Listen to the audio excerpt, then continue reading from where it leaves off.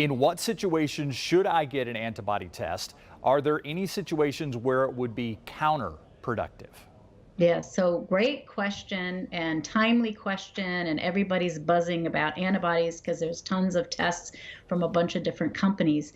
And please know that in several weeks and several months, my answer will change because we're going to have more information. But today, from where we stand here in San Antonio, it is very likely that a positive test is no better than a coin toss in telling you whether you have a true positive or whether you have a false positive. And the reason that could be bad is that if it changes your behavior, so you now think, hey, I'm invincible. I have antibodies. I'm not going to get sick.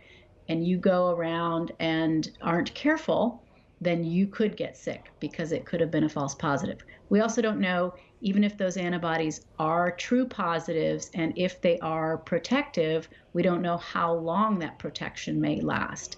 So, again, the danger is that it could cause people to throw caution to the wind when they should still be very careful. Now, where should we be doing the antibody testing? There's one circumstance where I fully endorse it and we need to do it, and that is for looking for convalescent plasma. People who have recovered from COVID-19 may have antibodies at a very high level that could help someone else get over the disease who's critically ill. And there are protocols in place that allow us to take blood from a recovered person, separate the cells out from the liquid part, and in the liquid part are those antibodies, which are proteins, and we can give them to certain other people who are suffering from COVID. If you don't measure for antibodies, you won't know whether you're giving the right kind of plasma to a sick person. So in those instances, yes, we need the antibody test, but it will come to pass.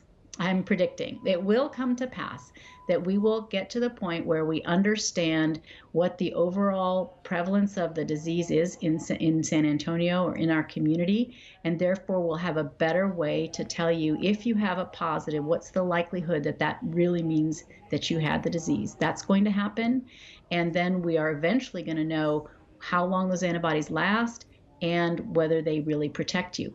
From the SARS epidemic from back in 2003, 2004, it turned out that antibodies did develop and they were protective, and those antibodies lasted about 2 to 3 years.